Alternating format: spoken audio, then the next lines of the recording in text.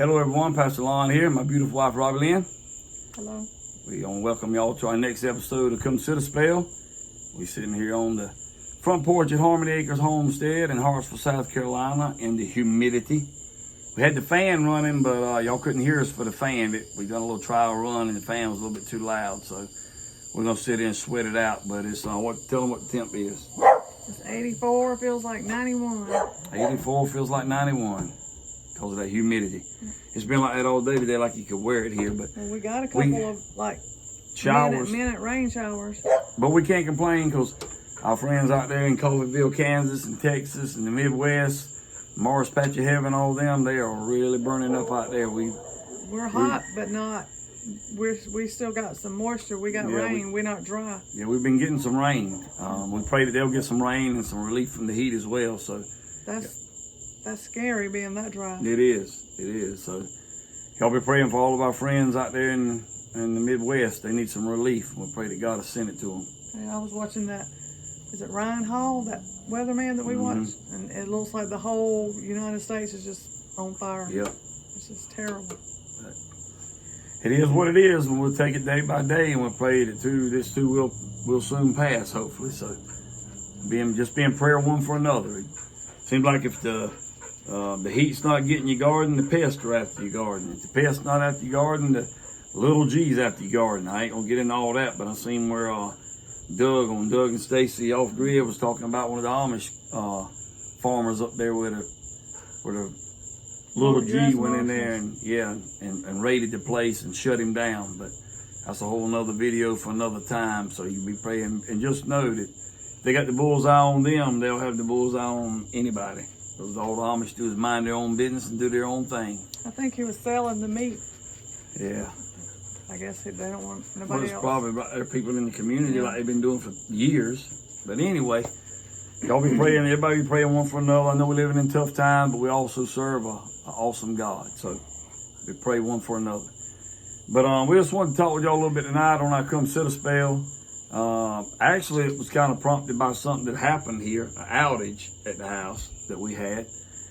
And just to kind of go ahead and let you know, our topic for tonight is how can we survive without this? How can we survive without this? And that this is modern conveniences. Amen?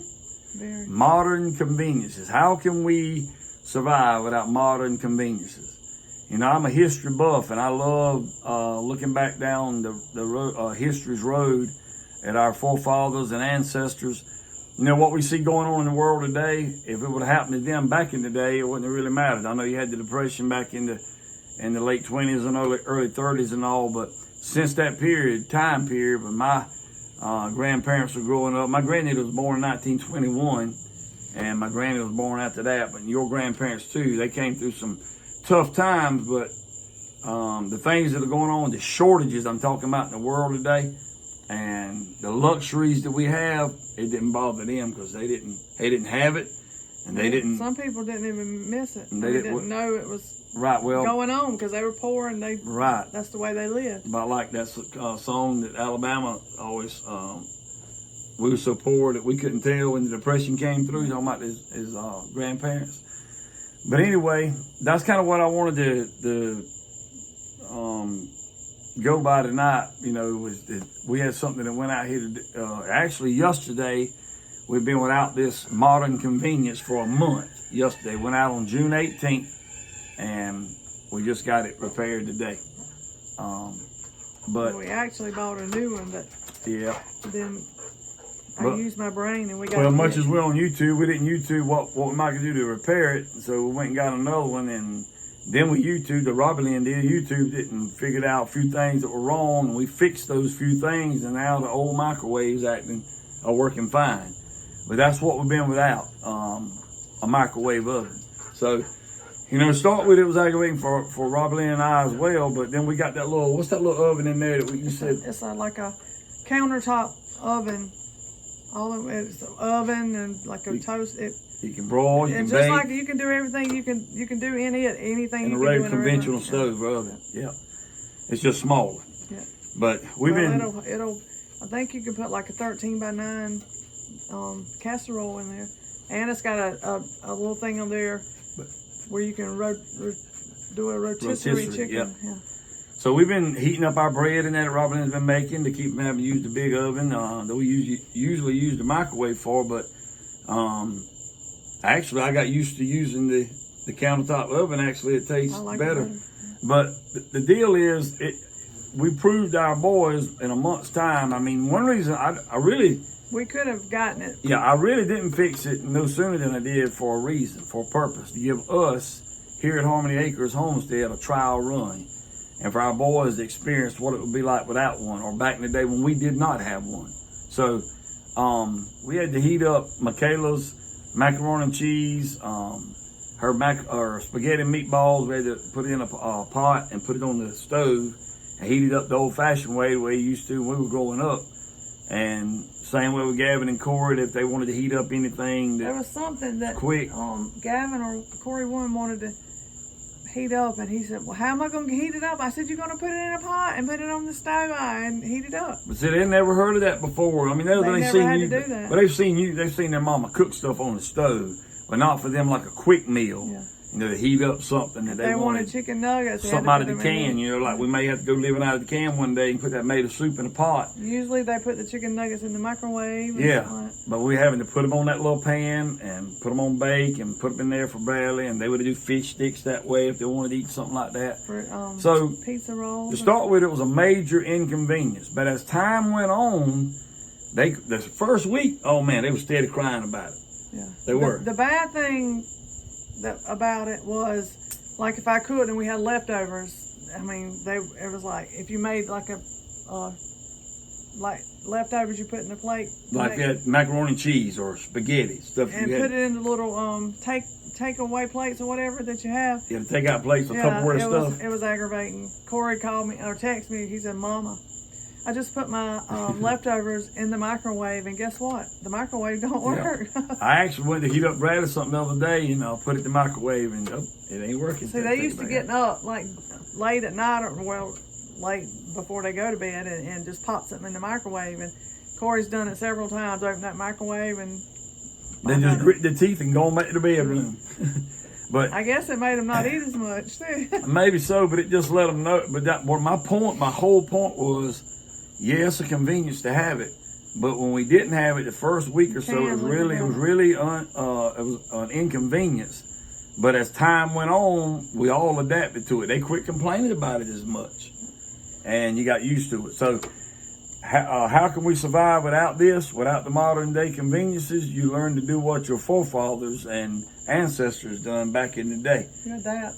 You adapt. You will adapt to what you need to adapt to. The same way you survive. would if you didn't have running water. Well, which brings me to the next point. I wanted to talk about the things that that one thing is the one that prompted this conversation, and that microwave been out for a month, and it was an inconvenience, but it was something we got used to. So I think, with other things that I'm gonna name here too, I think we all need. I've heard of other preppers and other homesteaders talking about turning the breaker box off and for a weekend or just a day or two or whatever, and get yourself acclimated to what if you had to go without that for a week or 2 weeks or longer. And if it were just me and you, we could do it. We could survive. If it was just Robbie Lynn and I, we could survive. We could live in a tiny house, off grid, no problem. I promise you, with we a composting toilet. Yes, we could. We could. So I'd hate to think that I had to live without a washing machine with Michaela. True. So brings me to the next point in this conversation of our Come Sit a Spell. How about some other modern conveniences? Now, you're probably naming them, and you'll be, maybe in this part of the video, you can go ahead and start maybe leaving a comment, and I want you to do that. You may name some of the stuff that we've already named, but what I want you to do is I'd like for you to share with us what modern convenience do you feel like would be the easiest for you to live without or have to do without to be able to survive? Which one would be... Which one would you choose to do without? Yeah, which one would have as big an impact or effect on your life, and which one would you hate to have to live without today? What would be yours? Well, I mean, I just jotted down a Just one, pick one. These are some that you... Go ahead and read them off. Here's the ones I jotted down. You may want to, and some of these maybe some of the ones you're thinking about: refrigerator, freezer, AC or air conditioner would be central or window unit. Lights in general, you know, power really, which would cover everything. But I'm talking about the power stayed on. AC, freezer, refrigerator, running water if you're on a well, toilet. The TV, that would be my least. Go ahead. You're getting ahead of yourself. Washer, a dryer, and a fan. So what? Pick two of those that you would choose to do without. Right off the bat? Yeah. I could do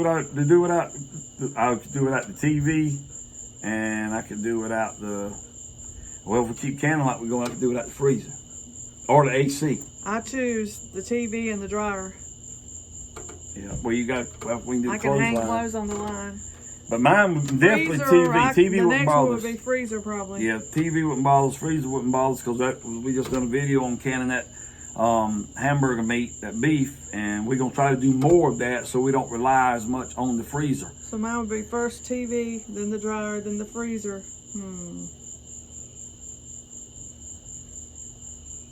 Then probably the toilet, because you could do compost and toilet. Then well, if you ain't got lights, you wouldn't have a refrigerator probably. Well, if you don't have lights. My last thing to give up would be fan. My AC and my fan. Yeah, I knew that.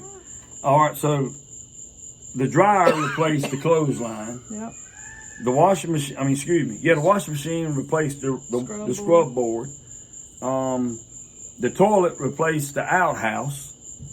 The running water replaced the pitcher pump, the well. The lights replaced the candles. That's right, the lanterns. Lights, candles, lanterns. Jordan there looking at that squash said, "What is that in that jar?"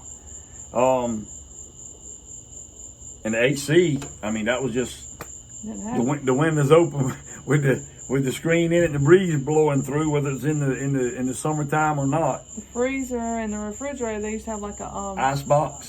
They used to have like a well house, like a what you call that, spring house, something like that. They did, and they also had a lot of them had a cellar to keep stuff like that in, root cellar. That would have been like a refrigerator. Yeah. I remember my daddy used to tell me, and he's not but 78 years old, and he remembers when the ice truck used to come through their town and have ice wrapped up like in a burlap sack or whatever, and they would put it out in the little building they had out there. And it's amazing. In my mind, I'm thinking that should melt like crazy, but they'd go out there and chip ice off of it. They kept it covered and kept it wrapped up. I guess because it was in such a big chunk, it lasted long. I've heard of them wrapping it up in like burlap or some kind of cloth and then putting sawdust around it and other things to keep it cold. If any of y'all old enough on here to know about that, or just know about it in general, share that with us about the ice chest, or if you know how the ice truck used to come around and deliver ice. Then they got to they had an ice chest in the house. It was like a little square thing. They opened the door and put the ice in there. That's right. All right, well, when we came along, we had refrigerators and all, but can you remember the ice trays that we didn't have no ice maker on the door? It was a Calvinator. We had a Calvinator. Calvinator, that's right. And the little metal ice trays, you had to put the thing in there and pull it back. And free it up, and then you fill it back up. One of the things we had one that was aggravating to get the handle back down. One of the things you used to get in trouble with around our house was if you didn't fill that ice tray back up, man, it would go off on you. We had the ice trays, then we had a little container that we would dump it in and refill them. And just keep replenishing it as you go. Can you imagine some of these? Now we just go to the door. Can you imagine some of the, even though we gotten used to it, we have lived that way before, I could adapt to going back to that. But can you imagine some of these younger people today that have never seen an ice tray? What do you mean I got to? What do you mean I got to take the time to? And the plastic one, you can just kind of twist them a little bit, and they break loose. But the one like Robbie Lynn's talking about, the metal one, you just pull that little lever and it will break it loose, and then you have to pull it, fill it back up. But with this entitlement culture we living in today, they would turn their nose up at the ice tray. But back to the question: how can we survive without this? How can we survive without these modern conveniences? How could you survive? And as Robbie Lynn's already mentioned, I named the things on here. Let us know which ones you could live without and which ones you wouldn't want to have to do without if you didn't have to. Let us know. I remember watching one of the episodes where the Waltons got their first refrigerator. Let me tell you a funny story. You just made me think about something, babe. Okay, today we fixed that microwave. We've been without it for a month. And I got Gavin, he's been really wanting to heat something up in that thing. So I called him and he let him be the first one to use the microwave, even though it's it's the one we've had, because he's been wanting to use it so bad. But I told him, me and Robbie Lynn and Corey and Gavin was sitting in there and waiting on him to heat that thing up. We act just like the Waltons did when they got the radio. When they sit around the radio and listen for the president to give his address or whatever to address the nation. That's kind of like what we look like today. Actually, today that happened here at the homestead. But I thought that's pretty funny. But yeah, that's there's a lot of modern conveniences. We still got to get our well down. We're gonna have to jump on that and tackle that ourselves and get it knocked out. We do want to put a well down. We have a pitcher pump at the end of this porch, and Lord willing, we're gonna do that. I'll try to video it if I seem to know what I'm doing. Yeah, if it goes well. I put one down with a coworker of an elder gentleman that I used to work with. Me and him washed one down, and I've seen it done. And speaking of that, I remember I used to go around to. There's this black guy used to live around the corner from my granny and granddaddy, and his name was Jasper. And he had a mule and all. He plowed his garden. I used to love to sit there and watch him plow his garden. But he had a pitcher pump around there too, and we'd all go around there. And he had a little table built on it. Man, you pump that pitcher pump. You pump it a couple times. The water would be so cold. And then he had a little table and he had a little trough where it would run off. But also same thing there.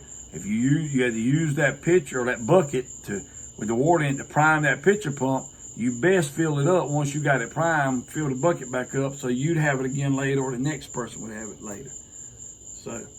And I'm sure y'all did. Oh yeah, we did. Oh, I was telling you, we religiously filled that water pail up because we wanted to go back and get more water. But which is something else that's modern convenience that most people don't even have anymore because we got cell phones, is landline. Yeah. A lot of people don't have landlines anymore, and who could do without their cell phone? This is true. That's something.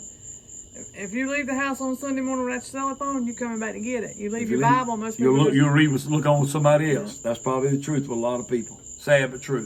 Got to have that cell phone. But none of us can point a finger at anybody else because that cell phone's got a whole generation, including the younger, the middle-aged, and the older generation. It's got most of us hooked. But yeah, that cell phone, like you said, whoever invented that has really got a lot of people hooked. I heard the people the folks that created it or invented it or whatever don't even let a lot of their family use one. Anyway, again, this is kind of what we want to talk about tonight. Just let us know.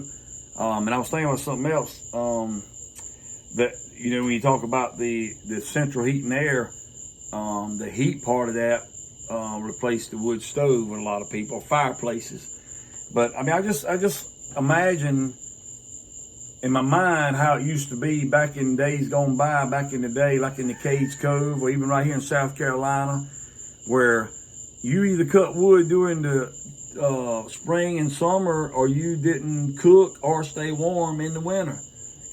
My whole thing about this whole come sit a spell tonight is the reason I worded it like I did about how can we survive without this. Most of the folks on here, our audience on here, you could survive. Most of you could. Most of you could, I would hope. But I said it like this because there's a generation that's among us right now that could not survive without a lot of these modern conveniences. If they didn't have, just like Corey and Gavin, they'd have been on their own when something like that happened or the grid go down. I don't know how much they could survive. I don't know. I mean, I guess they might could adapt. I don't know. And I would hope they could for what little bit we have taught them about that. But because they had somebody like Robbie Lynn and I that can survive and point them in the right direction and lead them in the right direction, show them how you got to heat stuff up in a pot, or you got to, do whatever you got to do to survive. But that generation is slowly passing away as time goes on. So the generation that's coming up now and behind them, if they have to do without these modern conveniences, I don't think a lot of them won't survive. Y'all let us know your opinion on that. I'm not hoping that they don't survive. I'm just saying, I wonder if they will. Because, I mean, you can't even hardly get people to work a job now, much less have to work to cut wood and do the things they do to survive in this culture, in this world. Back then, that's what, I mean, they worked and they had something to do to prepare for the next season, so they didn't have all this leisure, like whatever you want to call it, like what would you call it? Spare time or whatever. They didn't have much spare time on their hands. But it seems like back then you had more time for each other, like to visit. More family time. Yeah, that's because you didn't have all these extracurricular activities. That has stolen a lot of. Yeah, that's the devil's plan. That's the devil's plan. We're so busy doing something all the time that we don't have time to just sit still and talk to each other. Or yeah, it's sad. It is. We need to get out of the rat race. We need to step over to the side, get out of the stream, get out of the fast lane, and enjoy life. Because you work your fingers to the bone to have the next best thing or to provide. Even us, we work here constantly, try to go. I mean, I'm not saying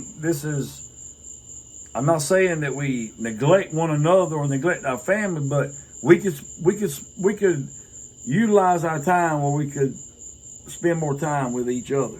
In other words, we're always trying to build the next this or plant the next this, and all that's good stuff. But if you're not careful, even the good things that are really good, even too much of a good thing ain't good for you. In other words, if I'm gonna do all that and neglect time with my wife, or she neglect time with me, or we neglect time with our children, what good is it doing what we doing here on the homestead anyway? That's like people that want to buy stuff. They got the best of everything. They want this, they want that. They just got to have it, but then they work so much they don't even enjoy what they got. That's true. So why even stretch yourself to get it? Just like us. How many times do we stop and just enjoy what we're building? Well, we've just talked about that lately. Building. We've just talked about that lately. Because at the beginning of the week, we say, okay, we already have our whole week planned out to do something. Yeah. Something every day. But one thing Instead of taking it day by day and just, we're not that structured now. We have an idea, a plan, what we want to do, but we don't always go that way. It's not set in stone by any means. But that's generally what we try to follow. In your mind, you've already got your week planned out, Yeah, and it shouldn't be that way. Yeah, it shouldn't. And I know there's necessities you have to do every There's day. different things that's got to be done, but I believe even at that we need to monitor those better, or be more disciplined would really be a good word to use. Because it's true. There's always something to do. There's always something to do on the homestead. That's not what we're saying. But I watched a video one time, and I can't think of it as a series of those videos, something about in America about farmers. And there was a farmer on there, I can't remember his name. But he said when he was a young man, he didn't realize it as much. And now that he's gotten older and he still farms some, he got grandkids. Now he wishes he would have turned the tractor off earlier or sooner than he did, and spent time with that grandchild down on the bank fishing, or taking him camping, or going to that granddaughter's dance recital, or whatever it may have been. He said, I wish I'd have turned the tractor off a lot more times than I did. I believe because of modern conveniences has allowed us to have too much other spare time on our hand, where we don't have to work together in a lot of cases to survive anymore, like you said a while ago. Now on the homestead, we take care of the animals. We till in the garden, gather in the garden. But even at that stuff, sometimes Robbie Lynn may be over here picking something, I may be over there picking something. Or he might be cutting grass and I'm picking squash. Or just like yesterday.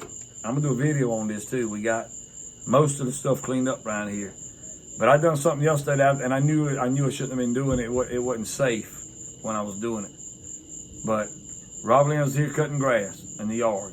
I was back yonder behind the hog pen where them trees went down, using a chainsaw, cutting up the trees out of the road by myself. Now I'm a big boy, I can handle a chainsaw, but anything could happen.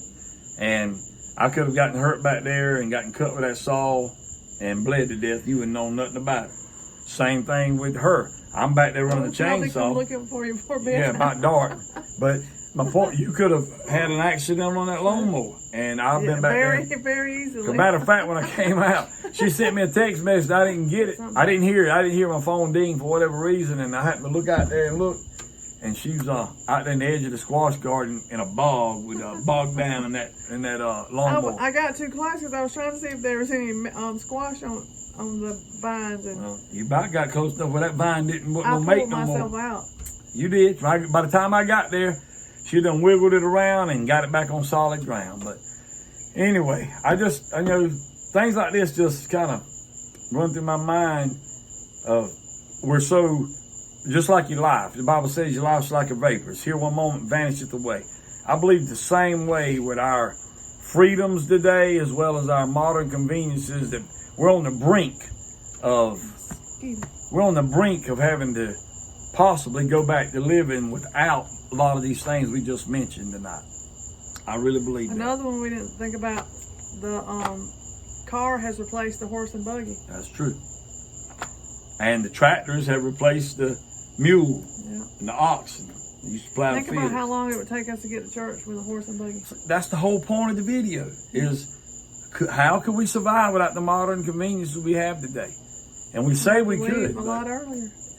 But you'd have to do a lot of things different. You'd have to sacrifice a lot more. And that's why they only have one service on Sunday. That's true. Here's a prime example of that, and we got to get off of here. Listen. You remember, was it last year, year before, when we went up there to the mountains and went that first couple of days we stayed in that house up on the mountain? Was it last year in September? First, we wanted to go a little bit early. The house we were renting for the week wasn't open till Monday. It's Labor Day. So we wanted to go on Friday. We did. Well, we rented a house, and that house was up on top of a mountain there in Bryson City. And we was up on that mountain, and we had zero internet. Well, barely. You had to go stand you could walk in one around spot and with your leg up and your arm up and do a little dance. Some of them youngers are scared of the dark. It was out there in the dark trying to get a signal in the middle of the night or in the late in the evening. But what I'm getting at is a lot of those that you may not even see normally. They may be in their room on their phone or doing something on their phone. All the family was together. Playing games and together. All the family was together. Activities. Playing games and board games, or just sitting around talking with one another. Communicating. And by the time that little few nights was up, they had already adjusted to that. They had gotten used to it. The bad thing, the next house that we went to, the internet there it was shoddy too. Yeah. But it really, I mean, we need internet to post our videos. We all need the internet because that's something we got acclimated and used to in this culture, in this world today. We couldn't do YouTube without it. You couldn't do a lot of what you do on social media without it. So it can be a good thing, but also doing without it sometimes a good thing too, because I think that it can drive a wedge. Now, it's brought us together, our YouTube family here, from a lot of you from near and far have met Robbie Lynn and I. We've met y'all because of a cell phone or internet. But at the same time, it can drive a wedge, and if you take it away, it can be a good thing because it brought our family closer together that weekend we was on top of that mountain. They still talk about that house and that mountain and that experience. We told them we were going to go back to that one this year. Yeah. Speaking of that, usually on vacation, my screen time is way down. Yeah. Because I got a little thing that tells me each week how much, if my screen time is up or down or whatever. But when when we were on vacation, it goes way down. Yeah. Because I try to stay off my phone and. Well, we left the phones in the bag sometime, and we go to the ocean and do what we're doing with Brad and Michaela. So, but anyway, y'all let us know, what could you do without? What would you not want to do without? And do you think we can survive without some or all of the modern day conveniences that we have? From, like I said, from automobiles to fans. I got a plan now with my fan. Miss Sherry. Got Yep. that battery powered fan. I'm gonna get me one that you can recharge. And that's why we do what we do with preserving our food and trying to grow our own food and raise our own animals, is so in case one day we have to do without these modern day conveniences, we'll at least be a little bit ahead of the game, ahead of the crowd. So Kevin's hollering around there, I'll peacock. See somebody. But anyway, before these dogs get riled up, they gone chasing something. We love and appreciate all of you. Hope you enjoyed this Come Sit a Spell. Please leave your comments below on what we asked you to talk about the modern day conveniences. How can we survive without them? And we look forward to hearing from you. And until next time, remember, Jesus Christ loves you, and Jesus Christ is the answer for any and everything we're dealing with in life. Bye-bye.